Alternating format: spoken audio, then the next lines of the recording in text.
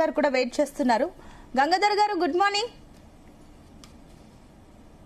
Mute లో ఉన్నట్టున్నారండి గంగాధర్ గారు. Yes, so Gangadhar గారు నిన్న వైసీపీ ఎంపీ మీట్ అయ్యారు అమిత్ షాని. ఏంటి అసలు ఇప్పుడు మీకు రెండు పడవల పైన కాలు పెట్టినట్టు ఉంది. ఒకటి కూటమి ప్రభుత్వాన్ని సపోర్ట్ చేయాలా, కేంద్రంలో ఉన్నారు, అటు వీళ్ళ ఫిర్యాదులు తీసుకోవాలా, అర్థం కాని సిచ్యువేషన్ లో బీజేపీ ఉందా ఏంటి? అమిత్ షా ఏ రకంగా రియాక్ట్ అయ్యారు?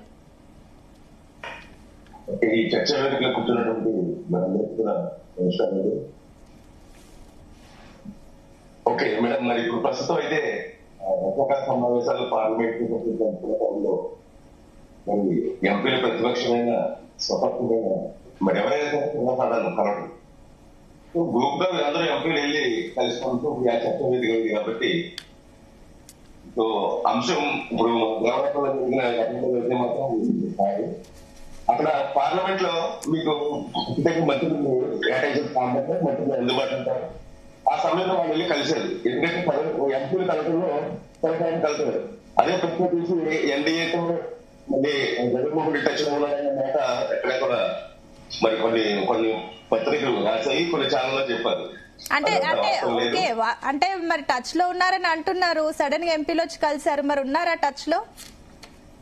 మేడం, సర్వసాధారణంగా కదండి. ఇప్పుడు ఆయన హోంశాఖ మంత్రి పలు కీలక అంశాలు దేశ భద్రతకు సంబంధించి సమగ్ర విచారణ చేస్తున్న వ్యక్తుల్లో మరి కేంద్రంలో ఉన్నటువంటి అమిత్ షా గారు మరి ఆయనకి మరి రాష్ట్రంలో కానీ జరుగుతున్నటువంటి వాళ్ళ నియోజకవర్గంలో సమస్యల మీద మరి చెప్పడం సర్వసాధారణం. దాన్ని భూతద్దంలో చూడాల్సిన అవసరం లేదని చెప్తున్నాను.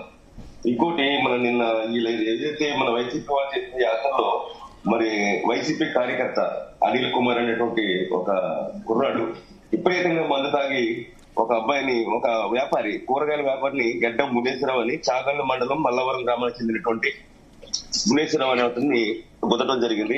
ఆయన తీవ్ర గాయాల పాలయ్యి నిన్న రాత్రి చనిపోవడం కూడా జరిగింది.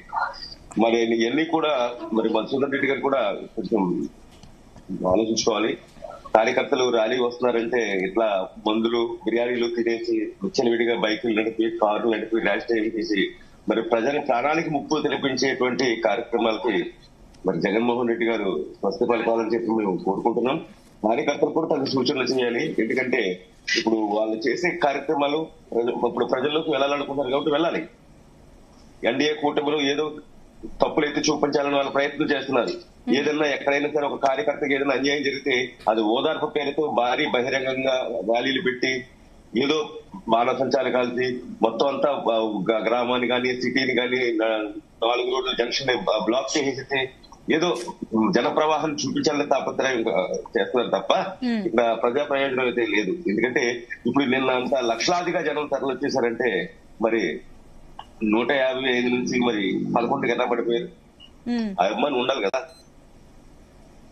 దీన్ని మీరు పదే భూతద్దంలో పెట్టి, ఎందుకంటే గతంలో కూడా మీరు చేసే గ్రాఫిక్స్ అన్ని కూడా మరి చాలా మాధ్యమాలు చూసాం.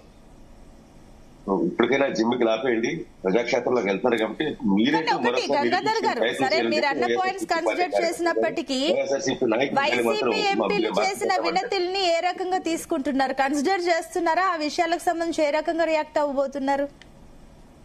ఏ విషయం మేడం? నిన్న ఎంపీలు వచ్చేసి కలిసారు కదా, మాట్లాడారు కదా భద్రత విషయంలో కొన్ని విషయాలు మేడం. ఎందుకంటే ఇప్పుడు అక్కడ వర్షాకాల సమావేశాలు జరుగుతున్నప్పుడు ఇప్పుడు కేంద్రంలో హోంశాఖ అనేది చాలా కీలకమైంది. ఇప్పుడు వాళ్ళు వెళ్ళి వాళ్ళ నాయకుడు భద్రత విషయంలో కావచ్చు, లేకపోతే ఇప్పుడు మరి మధుసూదన్ రెడ్డి గారు చెప్పినట్టు పలు అంశాలు ఇప్పుడు ఏంటంటే వీళ్ళు ప్రతిపక్షంలో ఉన్నారు కాబట్టి ఏదైతే అధికార పార్టీ ఉందో దాని మీద ఏదో విధంగా ఫిర్యాదులు చేసేది వాళ్ళు పూనుకుంటారు. అందులో భాగంగా గ్రూప్ ఆఫ్ ఎంపీలు, పార్టీకి సంబంధించిన ఎంపీలు వెళ్ళి కలవడంలో తప్పలేదు. వాళ్ళు ఏ వినతి పత్రం ఇచ్చారన్నది కూడా సాయంత్రంలో బయటకు వస్తుంది. కానీ ఏంటన్నది మనకి తేటతెల్లమయ్యే అంశం ఉంది. కానీ ఇప్పుడు ఒకటి, మీరు ఇప్పుడు ఇలా అంటున్నారు కానీ బయట టాక్ ఏంటంటే ఇప్పుడు నెక్స్ట్ బిల్ పాస్ చేయాలంటే కూడా ఎంపీల మద్దతు, ఎంతమంది ఎంపీలు ఉంటే అంత మంచిది ఎన్డీఏ గవర్నమెంట్ కి. కాబట్టి ఎవరు ఎక్కడి నుంచి వచ్చినా సరే యాక్సెప్ట్ చేసేస్తున్నారు, తీసుకుంటున్నారు. ఈ రకంగా కూడా అంటున్నారు. ఇప్పుడు అనడం ఒకటి, ఇన్సైడ్ జరిగేది ఒకటి అన్నట్టుగా ఉంది బయట టాక్. మేడం, కూటమి ప్రభుత్వం ఈ బూచికి ఎప్పుడు భయపడదు.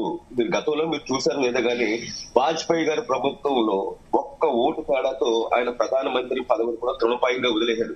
మళ్ళీ గుర్తు చేస్తాను మేడం, ఒక్క ఎంపీ సీటు తేడాతో ప్రధానమంత్రి సీట్లు కూడా తృణప్రాయంగా వదిలేసినటువంటి వాజ్పేయి గారు పార్టీలో ఉన్నాం.